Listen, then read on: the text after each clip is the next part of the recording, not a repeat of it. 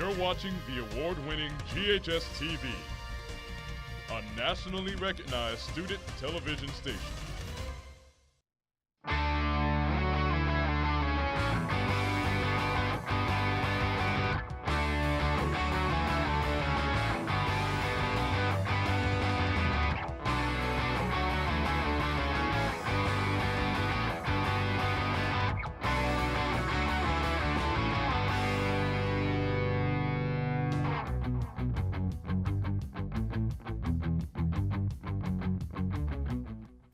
Hello, and welcome to this week's edition of GHS-TV's award-winning talk show, Crosstalk. I'm your host, Rachel Christopherson. Each week in this time slot, we take a look at different issues, personalities, and events that affect you in our community. Today, we are focusing our attention on the midterm elections and the importance of voting. In recent elections, data has shown that about 60% of eligible voters vote during presidential election years. However, only 40% vote during the midterm elections. Here to explain this trend and why all elections are important is Eric Gronendyk, a political science professor at the University of Memphis. Dr. Gronendyk, thank you so much for joining us today. Thank you, it's nice to be here. Well, midterms can be about a hodgepodge of issues. What, in your opinion, is this election about? Well, I mean, I think first and foremost, President Trump, that's obviously a big issue right now. You know, in every presidential election, things really, or I should say in every midterm election, it's really a referendum on the sitting president, and I think that's even more true this year than in most. Well, typically the party in power loses seats during the first midterm of a president's term. Why is this? You know, I think it's largely because, again, it's focused on, midterms are sort of a referendum on the president. When a president comes into power, you know, people are very excited about the hope for the future, and inevitably, you know, not all of the things that the president has promised to get done end up getting done, and they end up losing some of that support along the way. Well, you teach a good number of political classes. Are there ever any differing ideas in your courses? Oh, certainly. Can you, I'm not sure if I understand what you mean. Like different political views or conflicts in your classes? Well, certainly there are, but I actually think that my job as a political science professor is sort of to get beyond that debate. What I'm really about focusing on is sort of processes and understanding how government works and sort of getting students to think sort of beyond the standard partisan and ideological cleavages and sort of get to the root of some of our problems that we all want to solve regardless of party identification or ideology. Well, can you talk about how you teach this curriculum? Well, sure. It depends a little bit on the class. I think my parties and elections class is sort of a good example. You know, people are really worried right now and really frustrated by partisan gridlock, by partisan polarization, the fact that we're not getting anything done. And, you know, there's usually the focus and the hope is that we can somehow elect people who will be able to transcend the partisan divide and somehow work across the aisle and make things better. And what I really focus on in that class with my students, what's really fun is, you know, what processes led to this, right? It's not so much about the personalities of politicians as it is their incentive structures. And we've created those incentive structures with our institutions, and we can actually change things pretty easily if we would actually focus on those incentives that they have as opposed to just trying to change the people in power. Well, you study and teach political behavior. Why is this a factor in politics at all? Well, if we want our institutions to work effectively, it's really important that we understand how voters think, right? And what motivates voters, right? So this is one of the big dilemmas for democracy is that democracies really don't work like a market that where people have obvious incentives, right? People want to buy products that work well for them. People, of course, want elected officials who will do a good job, but at the end of the day, because we all know that we really only have one vote to cast, we kind of don't have a really strong incentive always to put in all the effort that we need to become informed and to turn out on election day. So we lack the accountability that our system really runs on. So if we can understand better what actually drives people to form opinions, to turn out on election day, we hopefully can craft institutions that can harness those behaviors and turn them into effective public policy. Well, there's obviously been controversy on politician behavior recently. What is your opinion on this? What is my opinion on this? I mean, as a political scientist, I'm not necessarily in the business of giving my opinions. I mean, again, I think that I wish that we would focus more on our institutional structures, right? And the incentives that we provide or don't provide to politicians. So, for instance, if we wanted parties to be less polarized, right? We could change the rules in Congress to limit the influence of party leaders who force politicians to sort of toe the party line, right? That's sort of an easy fix, but we don't ever actually talk about that. We talk about how corrupt our politicians are, but it's about the system more than it is the people. Well, there's been a so-called war on the media since President Donald Trump's administration was voted into office. How do politics affect the media, and how does media affect the politics? Oh, that's a big question. I mean, the media is essential to politics, right? Politics can't really happen without media. I will say the evolution of the media over time is one of the big stories of how politics have evolved over the course of American history. There was a time, of course, when we didn't have a mass media, right? We only had local media. And, obviously pre-television, things were very different. Pre-internet, things were very different. So as the media evolves, political office seekers adapt and change their strategies, because in the end, they, regardless of their motives, right, even if their motives are really pure and they want to pass good policies, they have to win elections. So the people with the best strategies ended up winning. Well, how has the media affected this year's election? In some ways, it's almost the way politicians have handled the media. I think that's the biggest story. The media, of course, are always going to have a huge influence on politics because they're, communicating the information to voters that voters need to know in order to do their job.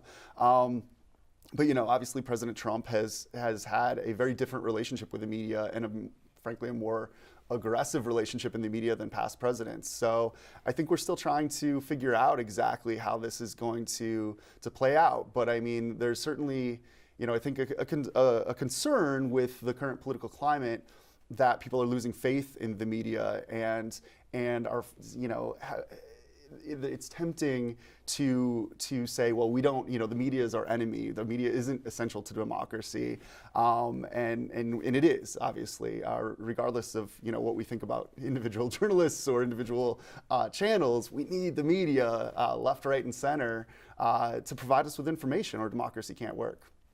Well, why do you think it's important for Americans to vote, no matter what their political affiliation? Well, this is what democracy runs on, right? Without voting, we can't have democratic accountability. So, well, how do you think our electoral system has evolved to what it is today? Our electoral system. Well, I mean, I think it depends on what you mean by our electoral system. I think that one of the big stories going on right now is really our party system, right? That our party system has become so polarized. And again, I think that's about the institutional structures and incentives we've provided. House districts, for instance, are now much more divided than they used to be, right? It used to be that we had a lot of districts that would tilt either way, and sometimes Republicans would win, sometimes Democrats would win in a given district, but there are very few of those districts now. So the only people members of the House have to appeal to are the people in their primary electorate, right, rather than the median voter in their district. So because again, they're not worried about losing in the general election, they're only really worried about losing in the primary election, and that pulls both parties to the left and the right and makes for more polarized extreme parties. Mm-hmm. Well, Dr. Gronendyk, thank you so much for talking with us today. Thank you. We have to take a break. When we come back, we'll discuss how GHS-TV's live coverage of Election Night 2018 encourages students to take an active role in politics.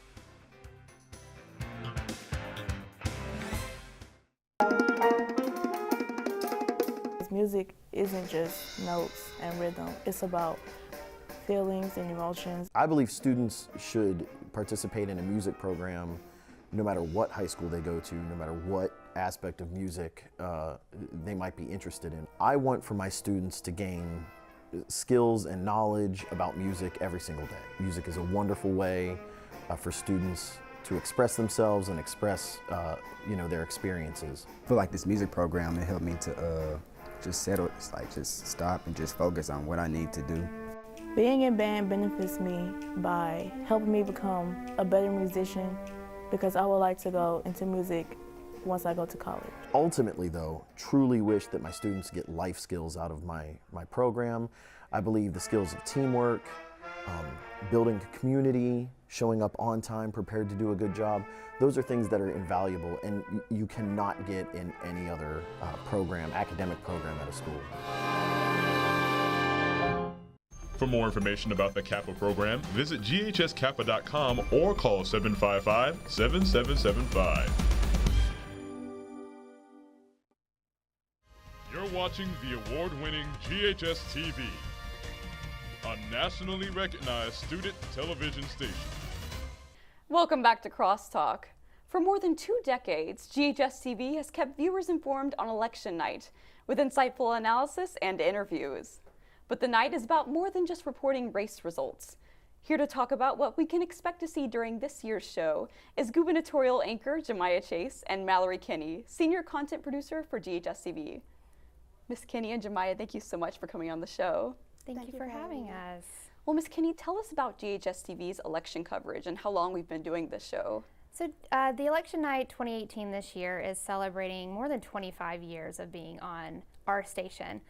It is a great night for students to learn about how our government works and the electoral process. Well, how early does preparation for election night begin, Jamaia? Well, as soon as you get told that you're going to be an anchor, I feel that you should start because that's what I did because it's so much information to take in, so you need to be ready. To piggyback off of what Jamaia said, we actually start prepping kids during summer, during our summer internship, and really September is when we start gearing up and really cranking out those meetings and talking about all the different races. Well, there are many possible races to cover during the election. How do you choose which ones make the cut? Jamaia, we'll start with you.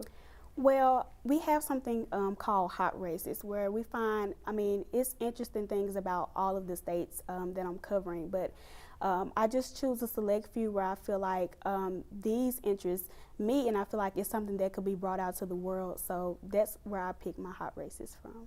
Ms. Kenney? For me, and when I'm having meetings with students, I look at and see what CNN's doing, what New York Times is saying, or some of the hot races like Jamaia mentioned, and we start looking at what makes those races special. What are the voting histories of those districts? Well, Jamaia, you are the gubernatorial race anchor. What has this process been like for you? This process has been a new experience for me because I've never been so involved with politics. So not only am I finding information and giving results and getting prepared for the live coverage, but I'm learning as well. So it is a new experience and it's a learning process for me, and I really enjoy doing it. Well, what kind of content are you targeting when you're looking for new information or candidates? Ms. Kenney, we'll start with you. For me, when I'm prepping myself for election meetings, I'm looking at all different ranges of media. I'm looking at the conservative news sites and liberal news sites and moderate news sites because they can have the same information but twist it in different ways. So I'm making sure that when I go into a meeting with a student, I know all the different ways the same information is being portrayed. Jamaia? Well, for me, I look at, like I said before, interesting things, and like Ms. Kenney said, find new ways to turn it around because it can be brought out in different ways, and I feel like some of the things that I find interesting can be brought out to others in the world that some people may not know about, so it's just good to find interesting information and things that you didn't even know about because maybe it's someone else who doesn't know about them either. Well, what is the most important part or hardest part about following such ever-changing news? Jamaia? Well, the hardest part for me so far has been the polls. They changed dramatically. Like for 1 minute, this person can be in the lead, and then it could change, and you could have your mind set on one thing. But just keeping up with the polls, you have to watch them because, like I said, things could change dramatically. So that most definitely has been the most challenging part for me. Ms. Kenney? I would wholeheartedly agree with Jamaia. The polls are the hardest things to keep up with. You can study all you want with the different facts about the districts, but the polls change every single day, especially with some of these House and Senate and gubernatorial races like the ones that Jamaia is covering. Well, Ms. Kenney and Jamaia, how do you two collaborate when preparing for the races or the upcoming show? Do you want me to take that one? Well, me and Miss Kenney in our meetings, we bring things to each other's attention. Sometimes she find things for me to discover, and sometimes I even let her know about new things. So when we come together, it's always like something new, and we're both like very excited about it, and we both learn something new like every single meeting. I think I'm constantly emailing Jamaia, like, have you seen this race, or look what's going on in this race. So yeah, we are emailing back and forth about different races. Well, how much of election night's purpose and process is geared toward educating students on elections and government?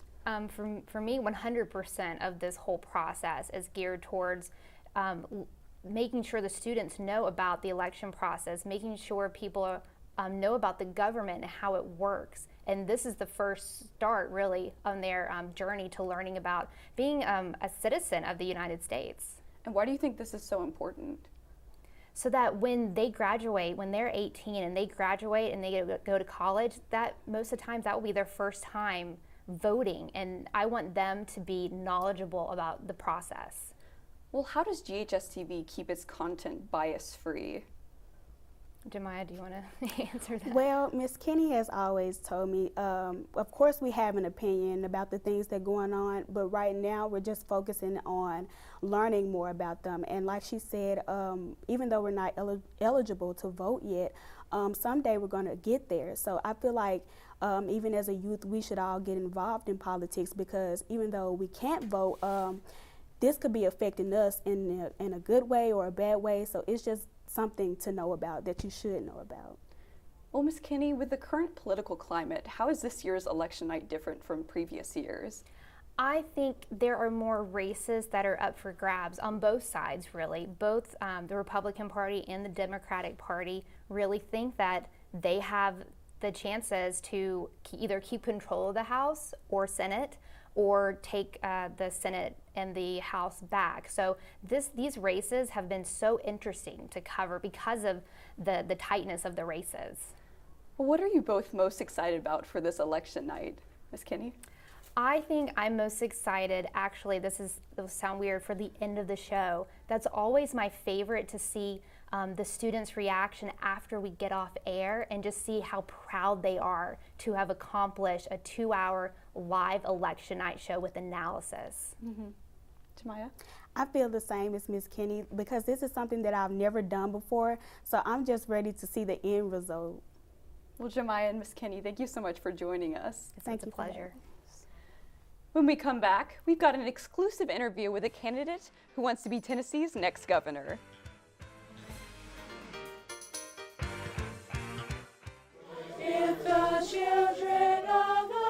Every day is different, you know? Every day is a new piece of music. It's a large program. We have 3 full choral ensembles, a women's chorus, chorale, which is about 55 students, and our chamber choir, which is about 18.